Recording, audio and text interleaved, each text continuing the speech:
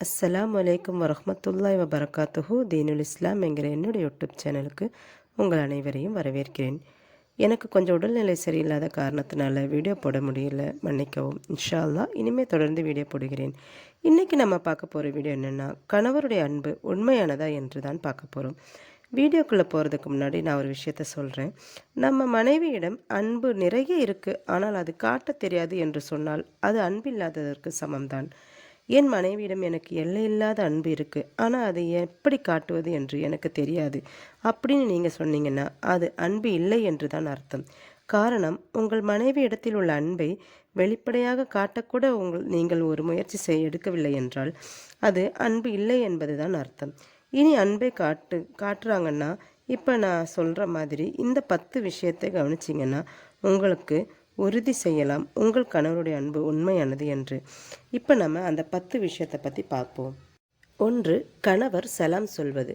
உங்களுடைய கணவர் உங்களுக்கு சலாம் சொல்வது. வீட்டில் இருந்து போகும்போதும் வீட்டிற்கு வரும்போதோ ஃபோன் பண்ணும்போதோ எல்லாம் சலாம் சொல்லணும். அப்படி சொன்னாங்கன்னா அவர் உண்மையாகவே பாசமாக இருக்கிறாரு. 2. முத்தம் கொடுப்பது. அழகான டீசெண்டான முத்தம். பிள்ளைகளுக்கு முன்னிலையானாலும் டீசெண்டான ஒரு முத்தம் உங்களுக்கு கிடைப்பது என்றால் மற்றவங்க முன்னாடி ஒரு மதிப்பு உங்களுக்கு தருகிறார்கள் என்றால் எளிதாக உங்களுக்கு அன்பை தெரிந்து கொள்ளலாம். மனைவிக்கு முத்தம் கொடுப்பது சுன்னத்து கூட ஆகும்.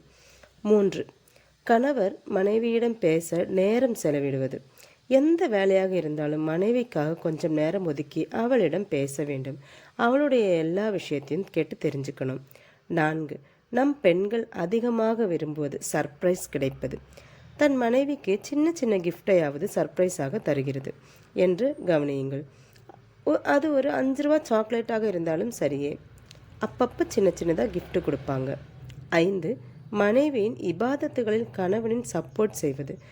இப்போ ஒரு கணவர் இருக்கிறாரு, அவர் காலையில் சுபக தொழுகை எழுந்திரிச்சு போகிறாரு, ஒய்ஃபை கூப்பிடாம அவளை எழுப்பாமல் அப்படியெல்லாம் இருக்கக்கூடாது. அவர் செய்கிற மாதிரியே ஒய்ஃபும் செய்யணும். ஒய்ஃபும் என்னோட இபாதத் செய்யணும்னு சொல்லி அந்த ஒய்ஃபுக்கு இபாதத்துகளில் ஹெல்ப் செய்கிறது. 6. மனைவி ஒரு தவறு செய்துவிட்டால் மற்றவங்க முன்னாடி கோபத்தை காட்டாமல் உங்களை சேர்த்து பிடித்த அந்த தவறை உங்களுக்கு சொல்லி புரிய வைத்து தருவது. மற்றவங்க முன்னாடி அசிங்கப்படுத்தாமல் உங்களை விட்டு கொடுக்காமல் இருப்பது. அப்படி இருந்தாலே புரிந்து கொள்ளலாம் அவர்களுக்கு உங்கள் மீது அதிக அன்பு உள்ளதாக. 7. மனைவியின் வலிகளை புரிந்து கொள்வது. டெலிவரி பெயின், பீரியட்ஸ் பெயின், குழந்தை நைட்டில் தூங்காது, அந்த தூக்கம் இல்லாமல் இருக்கிற பெயின். நம்ம கணவர்களிடத்தில் எதனாச்சும் வலி இருக்குது, அங்கே வலிக்குது இங்கே வலிக்குதுன்னு சொல்லும்போது நம்முடைய வலியை புரிந்து கொள்பவராக இருக்க வேண்டும். அதை புரிந்து கொள்ளாமல் உனக்கு மட்டும்தான் வலியா என்று கேட்காமல் உங்களுக்கு சப்போர்ட்டாக இருக்க வேண்டும். 8. மனைவியின் குடும்பத்தை மதிப்பது. கணவருடைய குடும்பம் எவ்வளவு முக்கியமோ அதே போன்று மனைவியின் குடும்பத்தையும் மதிக்க வேண்டும். 9. உங்களுக்கு ஒரு லட்சியம் இருந்தால் அதுக்கு கூட நின்று அவருக்கு சப்போர்ட் செய்வது. பல நேரங்களில் நாம் தோற்று விடலாம், ஆனால் அதுவும் பரவாயில்லை, நாம் பார்த்துக்கலாம் என்று சொல்லி அந்த லட்சியத்தை வெற்றி பெற செய்வது.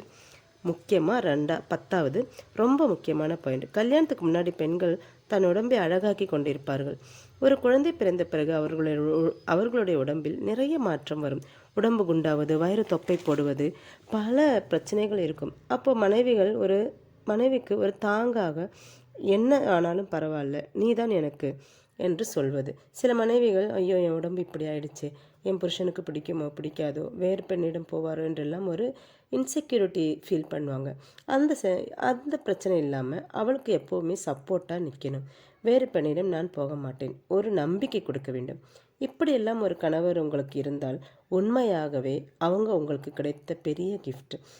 அல்லாஹ் தஆலா உங்களுக்கு தந்த பெரிய கிஃப்ட்டு தான் உங்கள் கணவர். அப்போது அதை புரிஞ்சு கொண்டு உங்கள் வாழ்க்கையை ரொம்ப அழகாக வாழுங்கள் இன்ஷா அல்லாஹ். நீங்களும் உங்கள் குடும்பத்துடன் சந்தோஷமாக வாழ அல்லாஹ் தௌஃபீக் செய்வானாக. ஆமீன். மீண்டும் இன்னொரு வீடியோவில் சந்திப்போம். அஸ்ஸலாமு அலைக்கும் வரஹ்மத்துல்லாஹி வபரகாத்துஹு.